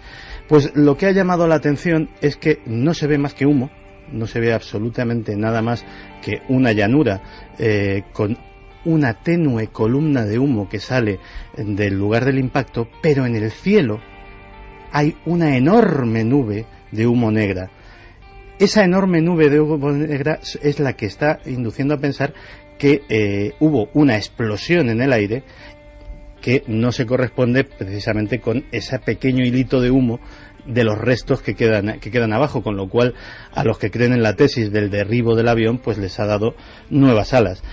Han quedado muchísimos cabos sueltos. Ahora mismo estamos centrados en la historia de los aviones, pero aquella semana dio para más. Empezaron las famosas cartas con Anthrax, que empezaron a llegar a redacciones políticos. ¿Fue aquella semana? Sí, fue a los pocos días, y ese caso nunca se ha terminado de cerrar. Se cerró más o menos en falso, con la implicación de un científico militar estadounidense, Bruce Ivins, que convenientemente se había suicidado en 2008, y bueno, ya no había forma, cuando ya el FBI dio su informe definitivo sobre el tema, de implicarle. Toda la investigación del FBI, a los pocos meses de empezar, empezó a centrarse sobre todo en Fort Detrick, la gran instalación del ejército norteamericano en guerra biológica, porque la cepa había salido de allí y probablemente el responsable era alguien de ese personal. A nadie le ha convencido esa explicación de que precisamente el que se ha suicidado de todo el personal de Fort Detrick fuera precisamente el responsable. Hay montones de grupos. Sigue habiendo portavoces que hablan de que eso fue una voladura controlada, incluso no sé, organizaciones que se reúnen de vez en cuando, dan conferencias dando muestras de cómo, según ellos, eso fue todo un complot. Siguen existiendo. Sí, siguen existiendo, y además muy activos, dando efectivamente ciclos de conferencias por todo el mundo. Las más llamativas son las que podríamos denominar de alguna forma las asociaciones sectoriales. Por ejemplo, Arquitectos e Ingenieros por la Verdad del 11S, que son arquitectos e ingenieros que en esas conferencias pues demuestran para ellos imposibilidad de que las dos torres gemelas cayeran a plomo, es decir, cayeran a la misma velocidad que caería una bola de metal soltada desde la azotea. Es decir, si hubieran ido colapsando las plantas una sobre otra, eso hubiera caído a menos velocidad, como un castillo de naipes, pero según ellos, pues algo debió provocar que prácticamente colapsara todo. Son arquitectos de verdad y lo defienden de verdad. Sí, luego hay pilotos por la verdad del 11S, bomberos por la verdad del 11S, que desde sus campos de expertos en sus respectivos temas, pues señalan las incongruencias de la versión oficial. Y luego, bueno, pues aparte ha habido casos y cosas también que han quedado en el aire. Por ejemplo, la conexión española del 11S. En la cárcel de Extremera ahora mismo hay un hombre, Abu Dada, que fue condenado a 14 años de prisión por su implicación en estos hechos. De hecho, Mohamed Atta pasó en España el mes de julio de aquel año, 2 meses antes, y nadie sabe pues exactamente qué papel cumplió esa célula española de Al Qaeda en todo este asunto. E incluso historias de sincronicidades absolutamente fascinantes. La que más me fascina a mí es la de John O'Neill. John O'Neill era el jefe de seguridad de las Torres Gemelas. John O'Neill había trabajado en el FBI toda su vida y era el hombre que más empeño había puesto en alertar a la sociedad norteamericana y a su gobierno sobre lo peligroso que era un hombre, Osama Bin Laden. Se había metido en serios problemas con diplomáticos en países como Arabia Saudí. Se había metido en serios problemas con sus propios superiores. Estos le habían dicho que su caza del hombre era ya una cuestión personal, obsesiva, y eso le había hecho abandonar el FBI y conseguir un trabajo como jefe de seguridad en el World Trade Center. Su primer día de trabajo fue el 11 de septiembre de 2001 y falleció víctima del hombre que él había dedicado su vida a perseguir. Incluso, Javier, y aunque sea brevemente, el negocio editorial, el mundo editorial que tú muy bien conoces, tuvo un racimo impresionante de libros, desde psiquiatras, desde policías, explicando lo que había pasado en el 11S, por supuesto políticos, sí, pero el más vendido fue uno de la conspiración, si no me equivoco, Thierry Meyssan, y aquella historia de conspiración. Y luego de este hombre se ha sabido poco, ¿no? Bueno, él sigue, sobre todo trabajando en Internet y trabajando desde países de la ribera árabe del Mediterráneo. Proyectil se había estrellado contra... Exactamente, que no se había estrellado ningún avión en el Pentágono, sino que había sido un misil, y lo argumentaba con todo tipo de detalles, de imágenes, de exámenes de esas imágenes. Bueno, el tema sigue siendo muy, muy controvertido, y de hecho todavía sigue vivo, o sea, pese a que ha habido muchos intentos por desacreditarlo. Y es verdad que el mundo editorial reaccionó, pero fíjate, yo creo que a diferencia de otros sucesos de este tipo, fue tal la conmoción que no fue una reacción inmediata, es decir, no fue a las 2 semanas que ya... Hubo un proceso de asimilación. Tuvo que haber un proceso de asimilación, sin duda. De hecho, bueno, Santi lo sabe muy bien, los primeros libros salen con cierto pudor, incluso los primeros proyectos de película son muy controvertidos porque la llaga está muy viva. Es lógico, ¿no? De hecho, en la publicación del libro de Thierry Meyssan en España, yo tuve un pequeño protagonismo porque en aquel entonces pues la editorial con la que trabajaba era La Esfera de los Libros. Yo me entero de esto, tenía una relación muy buena con el que entonces era mi editor, José María Calvin. Le llamé rápidamente por teléfono y digo: José María, tenéis que comprar esto ya. ¿Estabas tú detrás, en la tramoya? Curiosamente, digo, si me hubiese llevado un porcentaje, me hubiese llevado un dinerito importante porque vendió muchísimo en España. Pero incluso, bueno, pues tuvimos una pequeña discusión porque él como que no lo veía. Le dije, pero es que este material... ¿Te dieron un sinfín de ediciones? Sí. ¿Me quieres decir que no te dieron ni un obsequio, ni un regalo, ni un detalle? No, pero bueno, en aquella época yo publiqué mi primer libro, que tampoco fue nada mal de ventas, y me quedé bastante conforme. Seguida en Milenio Red, que vamos... Y también tiene informaciones sobre todo esto del 11S, claro, es lógico. La red fue el primer gran acontecimiento transmitido digitalmente a todo el mundo en tiempo real. El mundo paralizado. Y también basado en hechos reales. Creo que es algo que os va a sorprender. Y eso que esta noche llevamos bastante densidad en el asunto de lo sobrenatural. Pero hay más. ¿Os imagináis? Os lanzo la pregunta. ¿Os imagináis un caso de puro espiritismo, con los testigos sin ser conscientes de que están viviendo algo de ese tipo, 30 años antes del primer caso oficial del espiritismo? Sí, se llama Maleficio. Pero antes, ¿qué estabais haciendo el 11S? Pues la gente se acuerda perfectamente de lo que estaba haciendo. Y que no me acordaba antes de decir que sorteábamos 3 películas. Yamato, que es número 1 en Japón, es una película que se centra en el año 2199. Que la humanidad está al borde de la extinción. ¿Qué es lo que sorteamos? 3 películas. Y un recuerdo a nuestro buen amigo García Mediano, que era una frase suya, uno de los primeros compañeros directores de producción en Cuarto Milenio, y su frase era 3 películas. Lo has dicho con el mismo tono, así que me he acordado de él. Un gran abrazo a Rafa García Mediano. Pues son 3 películas de Warner Bros. Vamos ahora con lo que estaba haciendo la gente ese 11S. Esther decía, estaba con mis abuelos y mi hermano en un centro comercial comiendo, y cuando llegamos a casa lo primero que vimos fue como la gente saltaba al vacío desde las torres. Solo tenía 10 años. Es lo más terrible. En fin, y lo sigues viendo y te tapas los ojos para no verlo, como si tapándote los ojos como con la sábana, ¿no? El efecto sábana. No ocurre, pero está ahí en la pantalla. Guillermo nos decía, yo sobre todo eso pensé que era una película, pero cuando dijo la famosa frase Matías Prats, Arturo, la otra torre, ha sido la otra torre, Dios santo, es impresionante, ya me di cuenta de que no era así. El 11S estaba sola en casa comiendo una sopa de fideos. Al principio no me lo podía creer. Es que la gente se acuerda, esto es muy interesante, porque hasta del más mínimo detalle. Son momentos que no olvidaremos nunca. Oye, y que esa noche, y eso es un detalle también importante, en los informativos de la noche ya se estaba dando el nombre de Osama Bin Laden. A mí me sorprendió mucho la rapidez también de la relación. Realmente casi nadie conocía ese factor, ¿no? Dice que llamó a su padre para confirmar que lo que veía era real y que la sopa, por supuesto, se la quedó fría. Nos lo comentaba Inés. Raquel Macías dice, yo apenas tenía 11 años y fue la primera vez que se me pasó por la cabeza lo que cambian las cosas de un día para otro y lo fácil que es hacer un gran daño. Mario Zapa dice: yo a las 14:45 estaba delante de la televisión viendo las noticias y entonces conectaron en directo. Desperté corriendo a mi hermano, que estaba echándose una siesta, y no me despegué de la tele ni de la radio durante muchas horas. Fue sin duda el sonido del nacimiento del siglo XXI. Fue como otra gran noche de los transistores. En España ya teníamos, ¿no? Desde luego, desgraciada experiencia a este nivel, pero fue noche de televisores, noche de internet, noche de muchas cosas. ¿Y qué dice nuestro público? Luego si queremos saber qué estáis haciendo el 11S en esta fecha, 10 años, cómo pasa el tiempo, y también hay que saber un poco de la encuesta, es decir, cómo van los temas, si las apuestas de Javier Sierra y de Santi tienen efectividad o no. Vamos a verlo. Mira, solo una cosa, y que nos escriben desde Nueva York, Alberto González. ¿Desde Nueva York? Está ahora mismo en Nueva York, nos decía. Os envío un abrazo. En estos momentos me encuentro en la Rockefeller Plaza. Qué bonito sitio.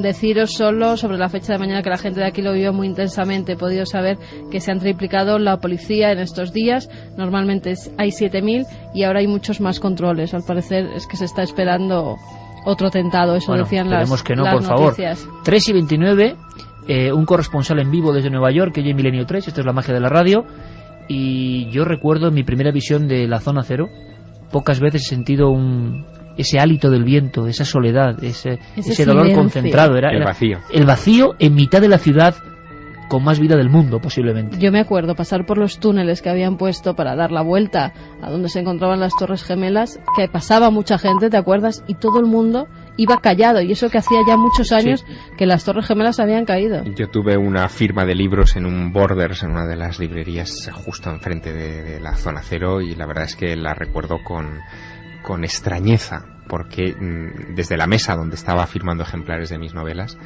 estaba viendo ese hueco ahí vacío. Y bueno, en fin, es uno de esos recuerdos que supongo que me acompañará. Y además sale de nosotros, ¿no? De nuestra alma. Y habían pasado una años. Sensación muy curiosa, ¿no? Que nadie va a olvidar todo esto, y todavía quizás demasiado pronto para descubrir cosas y para entender muchas historias y somatizar todo esto. Pero desde luego, yo creo que en común, ¿no? Este equipo de Milenio 3 da un abrazo muy grande a Nueva York, que es una de las ciudades más apasionantes del mundo. Nos consideramos fans de Nueva York. Y de verdad que la has visto 1000 veces antes de acudir, y cuando acudes te sigues quedando igual de maravillado. O sea que la magia está ahí. ¿Cómo va la encuesta? Pues vamos con la encuesta en ikerjimenez.com. Pueden seguir votando durante toda la semana. La pregunta es: ¿cuál es el tema del misterio del año 2011?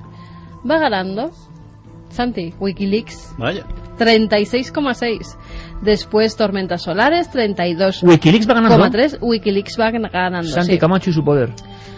Le sigue Tormentas Solares con 32,3, después Extrañas Muertes de Animales, 13,5, El Cometa Ellerin, 8,1, Extraños Sonidos de la Tierra, 7,4, y Las Nuevas Caras de Belmez, 2,1. Pues parece que, bueno, las caras de Belmez no han convencido al gran público como noticia y que se pueden quedar fuera. Bueno, el público decide, desde luego. Uno de los temas, el que quede último al final del programa, será rápidamente pueden seguir eliminado. Escribiéndonos, Iker, en www.cadenaser.com, milenio3 con número @cadenaser.com, y también estamos muy atentos al muro de Facebook y a Twitter. Atentos también porque Javier Pérez Campos, con una nueva sección, nos trae historias maravillosas. Pero antes hablamos del 11S, del 2001, Internet, la red, lo digital, el ciberespacio, es decir, todo lo que se cuece. ¿Quién es nuestro cronista? Diego Marañón, que en ocasiones hace Milenio Red versión extendida, con polémica, con historias, como la semana pasada, y en otras él es un fenómeno para adaptarse al medio. Milenio Red versión comprimida, pues como aquellos calditos de cubo que había de concentrados que hay todavía. Bueno, pues como eso. Toda la información en apenas 4 minutos. Muy atentos, porque cada cosa que cuenta Diego es una historia que está pasando ahora mismo en Internet y que os interesa y nos interesa. Milenio Red. Toda la información digital del mundo del misterio. El huracán Irene no solo dejó un rastro de caos por Nueva York, sino también algo más inesperado, casi como un clon del monstruo de Montauk que hizo las delicias de los aficionados a la criptozoología hace poco más de un año. Una extraña criatura apareció varada en la orilla de la isla de Long Beach. Se trata de un monstruo que dejó el huracán Irene. Aparece un tanto como hinchado y no se la ha podido identificar, según informó un sitio web. Ahora se espera que las muestras de ADN sean analizadas para determinar de qué criatura se trata. Mientras tanto, en la red se especula con la naturaleza del animal. Un perro, un oso o incluso, no sería la primera vez, una simple falsificación. tiene menos ficción de lo que la gente piensa. Lo que sí me gusta es que ese libro haya llegado al corazón de la gente. Eso quiere decir que algo tiene el agua cuando la bendicen. Una noticia muy esperada. JJ Benítez, quien por cierto esta semana cumplía 65 años anunciando su deseo de abandonar la investigación activa, colgaba este verano una nota en su página oficial, jjbenitez.com, donde nos comunicaba que el pasado 12 de julio fue terminado el 9º y último Caballo de Troya. 1.341 folios y 218 días invertidos en la transcripción de los folios del mayor son las cifras que el autor navarro nos adelanta en esta última hora. Al parecer, es posible que el tan esperado final de la saga llegue a las librerías en octubre o noviembre. A mí me ha cambiado 180 grados. Mi visión de Dios, por supuesto, mi visión del propio Jesús de Nazaret, de su trabajo aquí, de las razones de su venida, de su verdadero mensaje, me ha hecho totalmente distinto en el sentido de cuál es mi objetivo en la vida. Apolo 18, un falso documental que explica las razones de por qué el hombre no ha vuelto a la Luna, se estrena este fin de semana en los cines estadounidenses. La expectación en ciertos sectores de la red ha sido tan grande que la propia NASA ha salido al paso. Aunque en un primer momento la agencia estuvo implicada en el largometraje, tras comprobar cómo iba a desarrollarse la campaña de marketing al más puro estilo Bruja de Blair, esta semana decidían lanzar una rotunda advertencia: Apolo 18 no es un documental. Además, seguramente relacionado con este asunto, en Internet podemos encontrar un vídeo viral con un programa falso, supuestamente censurado en los años 70, que ha creado bastante revuelo y que en no pocos sitios se ha dado por cierto sin serlo. Nos suponemos a ustedes enterados de los rumores que en los últimos meses azotan como un vendaval a la NASA. Unos rumores que nos hablan de unos archivos, unas imágenes, unas filmaciones, como mínimo incómodas para el programa espacial norteamericano y, por qué no decirlo, para el resto del mundo. Y 10 años después de la catástrofe, el movimiento de los 9/11 Truthers, o buscadores de la verdad del 11S, sigue más activo que nunca en la red. Se trata de gente que desconfía de la versión oficial sobre lo ocurrido y que busca explicaciones y teorías alternativas. A lo largo de la historia, la búsqueda de explicación para acontecimientos impactantes como Pearl Harbor y el asesinato del presidente Kennedy ha generado teorías contrarias a las conclusiones oficiales. El 11 de septiembre es uno de esos acontecimientos. Y es que Internet tiene una importancia fundamental para los teóricos de la conspiración. Para comprobarlo no hace falta más que darse una vuelta por abouttopsecret.com, una de las páginas sobre conjuras no oficiales más visitadas del mundo, que recientemente publicaba una interesantísima y reveladora macroencuesta sobre el 11S entre sus usuarios y visitantes. Ese enlace y todos los demás que hemos mencionado en este Milenio Red estarán accesibles gracias a Guillermo León desde ikerjiménez.com.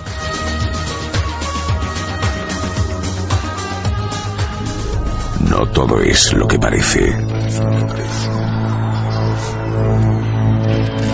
Milenio 3, Cadena Ser, Iker Jiménez. Basado en hechos reales.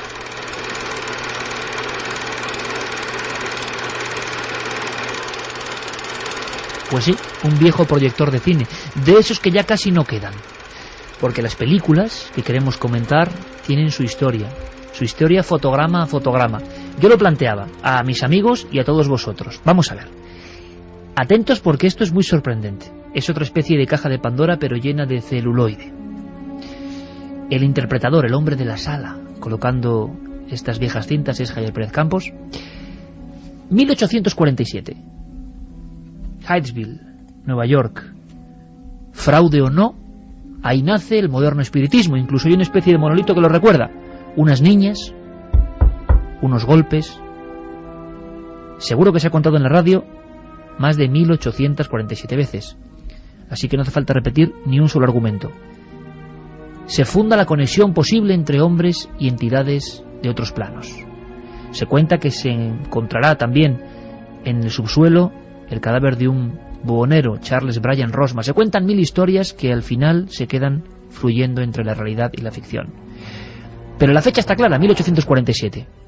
¿Es posible que en Estados Unidos, 30 años antes, una familia viviese los mismos acontecimientos? Y me atrevo a decir, con mucha mayor gravedad, parece que sí. Esa película se llamó Maleficio y venía con el cartelito tan polémico de basado en hechos reales. Esta noche descubrimos si eso es verdad.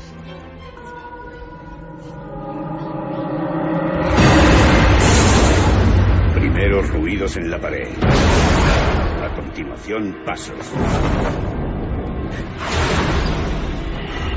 Y luego la abofeteó en la mejilla una decena de veces. Aquí hay algo maligno. ¿Quién anda ahí?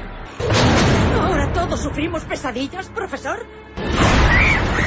¡Betsy! ¡Betsy!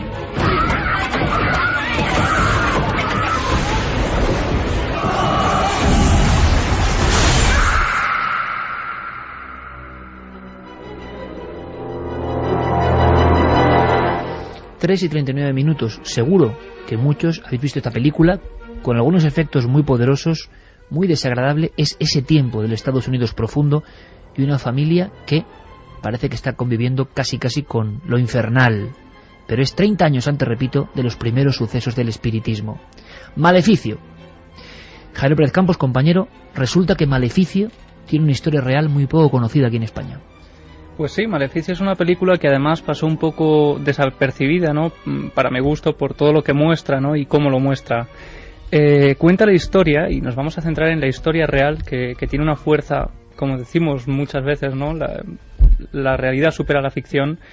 Y bueno, pues la familia Bell vivía tranquila en el pequeño pueblo de Red River, actualmente conocido como Adams. O sea, tenemos pueblo y familia, o sea, no estamos hablando de una ficción. No, tenemos incluso fotografías grabados que ahora iremos comentando. Y bueno, pues esta familia llevaba 15 años viviendo en la completa tranquilidad de esa cabaña de madera, cuando de repente alrededor de este lugar empiezan a ocurrir fenómenos de todo tipo. Empiezan como pequeños arañazos en las ventanas, pasos en el piso superior de la casa, e incluso visiones muy bizarras. El padre John Bell, el padre de familia, una noche que regresa de caza y se encuentra merodeando por la puerta de su casa una extraña figura. Es un perro con la cabeza de un conejo que camina sobre sus dos patas traseras. Eso es lo que dice el padre. Todo esto se recoge, y ahora lo comentaremos, en un libro que investigadores y coleccionistas han buscado durante mucho tiempo y que tienen en su poder incluso. Bueno, esto empieza a inquietar a la familia Bell, empieza a romper con la cotidianeidad, ¿no? de sus vidas, y empieza el fenómeno a tener mayor intensidad cada vez. Si quieres, vamos a escuchar el primer corte, en el que vemos cómo el director Courtney Solomon reflejaba el principio de estos fenómenos en la habitación de Betsy Bell, que es principalmente la persona que sufre incluso las agresiones de este fenómeno. Sí, es la hija de John Bell, la persona principal de esta historia, y que es la principal afectada.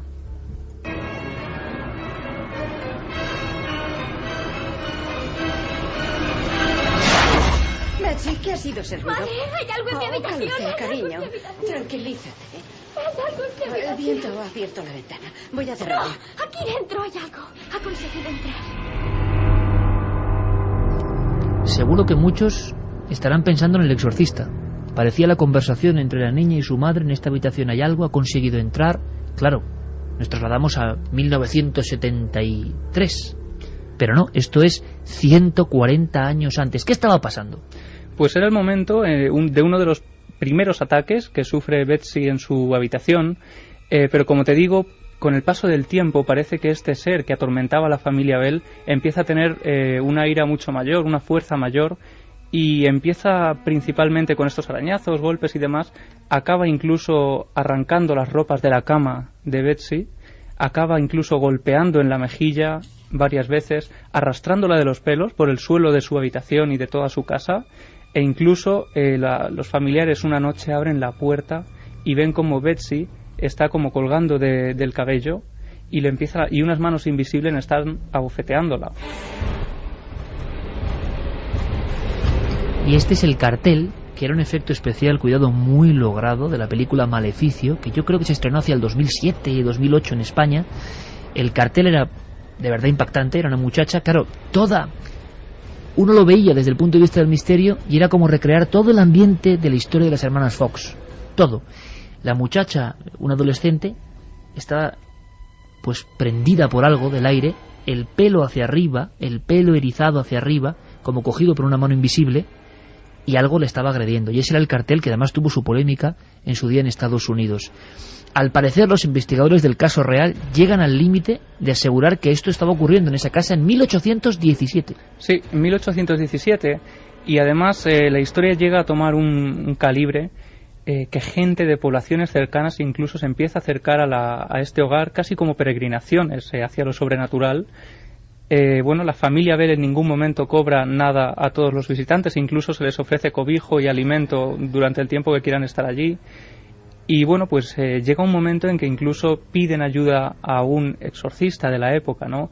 Claro, el fenómeno, Javi, por lógica, mucho antes del nacimiento del espiritismo, ¿cómo había sido interpretado por las autoridades? Imagino que desde el prisma eclesiástico. O sea, ahí había aparecido el demonio o estaba ocurriendo algo demoníaco. Aunque lo que estamos viendo es muy parecido a otros casos, pues como el ente y otras historias de místicos y no místicos que se sienten agredidos por algo. Entonces, la gente imagino que tendría miedo y acusaría a las fuerzas del mal de estar actuando ahí. Sí, se habló casi de un demonio, de un ente que venía del más allá para atormentar a esta familia. Y por eso precisamente se montan incluso sesiones de espiritismo temprano, ¿no? Digamos, en las que se reza la Biblia, se leen todo tipo de oraciones, de salmos, intentando expulsar a ese demonio de ese lugar. Y de esto me cuentas que hay constatación histórica. Sí, existe un libro que ahora comentamos un poquito más adelante si quieres, que un coleccionista tiene en sus manos ahora mismo, y existen copias incluso por internet que la gente puede comprar.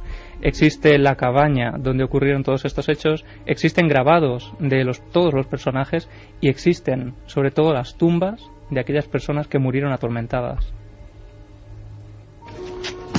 Por favor, ahora cogeos de la mano. Recitaremos juntos esta oración 3 veces. Demonio, en nombre de nuestro Señor Jesucristo, enmudece y sal de esta casa para siempre. Demonio, en nombre de nuestro Señor Jesucristo, enmudece y sal de esta casa para siempre. Demonio, en nombre de nuestro Señor Jesucristo, enmudece y sal de esta casa para siempre. Demonio, en nombre de nuestro Señor Jesucristo, enmudece y sal de esta casa para siempre. Nos imaginamos, evidentemente, un colectivo muy religioso, muy cerrado, muy temeroso de Dios y del demonio, centrado en esa casa. ¿Por qué? Porque las agresiones a esa niña seguían, agresiones de una entidad aparentemente invisible. El resto de la familia podía ver los fenómenos. ¿Se detectaron o clasificaron fenómenos típicos de los poltergeists o del espiritismo? Claro, porque, se podría hablar un poco de una psicosis de esta niña, ¿no? Pero es que todos los miembros de la familia Bell sufrían en sus carnes, de una forma o de otra, los fenómenos de este tipo, ¿no? Siempre agresivos. Sí, siempre agresivos. Lo que pasa es que se habla, y en muchos estudios posteriores que se han hecho sobre este caso, estudios modernos parapsicológicos, se habla un poco de que este ente desconocido tenía cualidades casi humanas, y era selectivo, porque procesaba un odio terrible y atroz hacia John Bell, padre de familia, y también hacia Betsy Bell, y sin embargo hacia la madre, hacia Lucy Bell, procesaba sin embargo un cariño fuera de lo normal. E incluso, estas agresiones físicas eran visibles continuamente. Llega incluso a agredir sexualmente a Betsy Bell. Esa escena que luego veríamos en películas como El Ente ya ocurrieron cientos de años antes. Y incluso otro tipo de fenómenos como por ejemplo, llegar a reproducir conversaciones que habían ocurrido y tenido lugar en casas de los vecinos, en el salón de la casa de los Bell.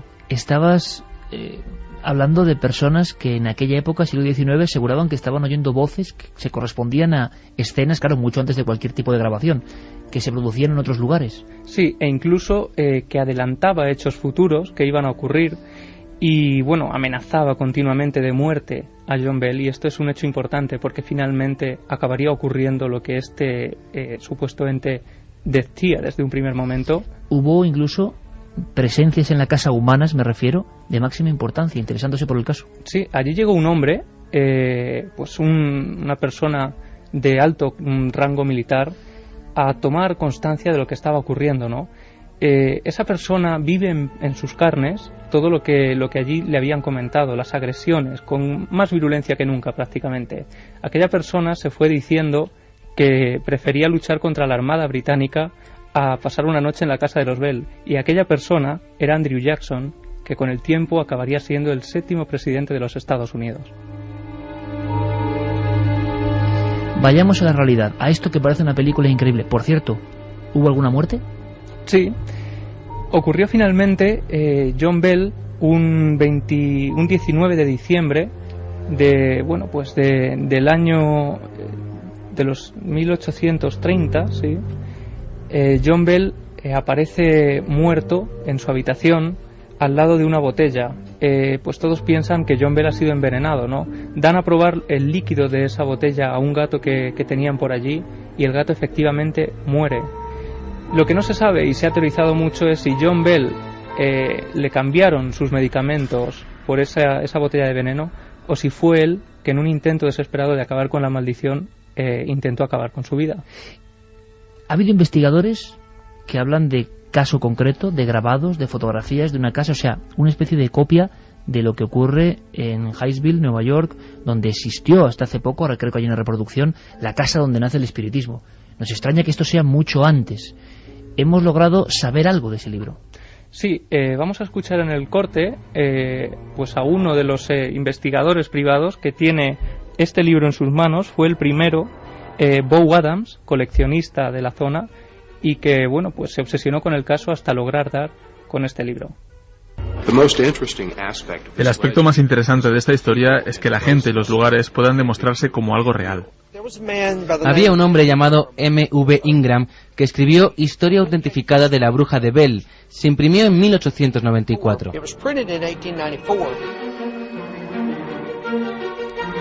1894, un libro siempre desde el punto de vista de lo brujeril, nunca mencionando el espiritismo, pero lo que cuentan en esa casa pues tiene mucho que ver con fenómenos que todos conocemos, se han hecho célebres después.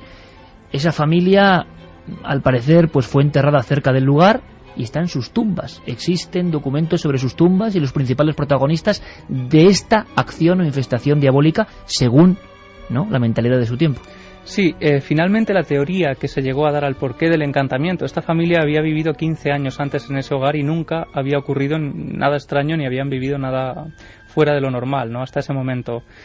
Pronto empiezan a atar cabos y llegan a un nombre, Kate Batts.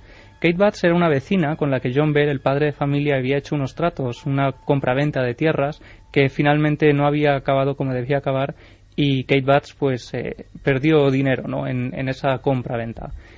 Pues Kate Batts, delante de muchísima gente, de una gran cantidad de personas, maldijo a John Bell y le aseguró que él y su familia acabarían pagando por ese timo, entre comillas. Por eso la historia y el título de la película, que jugaba con esa historia que no se explica bien en el film, de maleficio, o sea, una casa maldita. Y hay una vieja, nueva tradición, porque a día de hoy siguen personas acudiendo al entorno, al lugar de los hechos, esperando algo. Hoy. Sí, porque el momento en el que el ente se va es un momento también muy de película, ¿no? Aparece una gran bola de humo en medio del salón y una voz asegura ser el espíritu y asegura que se marcha, pero que volverá 7 años después para atormentar a sus predecesores. Efectivamente, las crónicas constatan que 7 años después vuelve ese maleficio durante unos días a atormentar a los descendientes de la familia Bell, que aún hoy en Red River se siguen encontrando gente con el apellido Bell. Y en ese momento, a los 7 años, dice que volvería 135 años después. Pues bien, Iker, esa casa sigue hoy en pie, es un museo, el Museo de los Bell, donde se habla de toda esta historia, y son decenas los visitantes que a estas horas de hoy siguen acudiendo al lugar casi en peregrinación, siguen haciendo fotos y siguen contando experiencias de imágenes donde se ven cosas bastante extrañas, de grabaciones fuera de lo normal e incluso de esas sensaciones como si la maldición continuara allí hoy en día. O sea que en la época de lo digital, en pleno siglo XXI, evidentemente un hecho que seguro que tendrá componentes de leyenda adosados con el tiempo, historias absolutamente delirantes, pero que parece que tienen una base real. Hay investigadores, y ese libro, que sería una joya encontrarlo, chicos. Yo creo que ese libro de 1894, hablando de un caso 30 años antes de la familia Fox, me parece sorprendente. Yo no conocía la historia, investigaremos, pero es que hay muchas películas que tienen pues como un doblaje maldito en este sentido, ¿no? Se olvidó parte de la información, una información que nos interesa desde el punto de vista de la realidad. Sea exagerado o no, hoy en día sigue la peregrinación a este lugar concreto, a una humilde casa de madera. Es el origen, la historia real que esconde la película Maleficio. Javi, muchísimas gracias por esta extraña proyección. Gracias, Iker. Y puede que nos dé tiempo, Carlos Largo, a tener incluso un colofón, un minuto, una especie de recuerdo, ¿no? Hoy hemos tenido muchos recuerdos, desde luego, pero uno, casi como un sello sonoro, de algo que tiene que ver con este programa. Son las efemérides, pero centradas en Milenio 3, historias que ocurrieron en estos micrófonos. Y como vamos ya acumulando muchos programas, muchos cientos de programas, Carlos Largo nos quiere poner un poco nostálgicos. Carlos, buenas noches. Buenas noches, Iker. Después de esta historia de los Bell, después de recordar el 11S, después de Milenio Red, después de los Butalla, después de Xavier C., después del médico y su testimonio, a ver con qué cierras el programa, amigo. Pues vamos a continuar por la senda del miedo. Y además vamos a escuchar una grabación que realizasteis para una investigación muy especial. El programa se emitió el 9 de marzo del 2003, volvemos al pasado, y vamos a recuperar un sonido vinculado a una familia, la familia Chamorro, y un lugar, la Casa de la Colomera. Allí estuvisteis con Luis Mariano y recogisteis una grabación que a mí pues me ha llamado mucho la atención. Vamos a escuchar. Estamos en un lugar donde no hay absolutamente nadie, en mitad de la nada. De repente, en algunas psicofonías donde surge este sonido que vais a escuchar, los perros de muy lejanos puntos se ponían locos a ladrar. En este son los pájaros, era todo silencio y de repente los pájaros empiezan a piar de una forma tremenda y surge algo mecánico, un sonido mecánico, que nos parece sinceramente una puerta que se abre, o una especie de cajón de madera que se abre y un sonido como de una onda que interfiriese. Ahí no había absolutamente nada, no había postes de electricidad. Bueno, escuchad vosotros. En el momento de la grabación no se oía nada y estábamos ahí, con todo completamente aislado.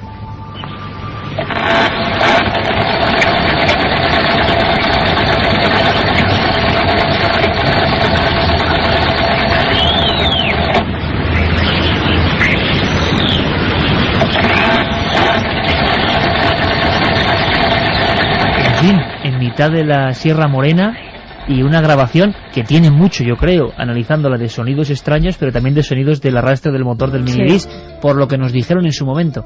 Pero es una historia tremenda, tumba sin nombre, tiene mucho que ver con, por ejemplo, la familia de los Bell, a otro nivel, claro, una familia atemorizada por fenómenos extraños, tumbas que no tienen inscripción alguna y que recuerdan para algunos el misterio de las caras de Belmez. En fin, un recuerdo sonoro, una historia, algo que recordarán muchos oyentes que hace ni más ni menos 8 años ya estaban con nosotros. Charlie, como siempre, muchísimas gracias. Gracias a ti. Y menos mal que con esta neblina oscura que hoy ha protagonizado nuestra emisión de 2 horas y media, menos mal que tenemos esta canción absolutamente prodigiosa, que es Luz de la vida, alegría, Circo del Sol. Uno de los ganadores es David Martín de Madrid, que decía que aquel 11 de septiembre, que tenía poco más de 12 años y estaba viendo la televisión, por lo que lo viví como tanta gente en directo. Hoy, 10 años después, estoy en el último año de la carrera, aspirando a ser periodista, y me pongo en la piel de José Antonio Marcos, Javier del Pino y de todos los compañeros que tuvieron que narrar en directo un hecho tan atroz. Creo haber crecido con esa imagen en la retina y que ha marcado a toda mi generación, que posiblemente es más consciente que nunca del dolor que unos seres humanos pueden infligir a otros por el, en ocasiones, nefasto poder de las ideas. En ocasiones no, siempre, el nefasto poder de algunas ideas. Es verdad, José Antonio Marcos, Ponseti, Javier del Pino, compañeros de nuestra quinta radiofónica, vamos a decir así. Sorprende ver todo esto. Parte de la historia, como parte de la historia, son las cosas que nos cuenta, y él mismo en sí, Santiago Camacho. Hasta la próxima semana, compañero, y en poco empezamos la aventura televisiva. Eso te iba a decir, que ya queda poquito para que nos veamos los domingos. Y yo creo que va a ser espectacular, ¿eh? Yo solo os puedo decir una cosa, ¿eh? Estoy más emocionado que nunca, con las posibilidades, no solo de estar con vosotros aquí en la radio, en este programa reformado, sino de lo que viene en la tele. Y ahí estará, como siempre, Javier Sierra.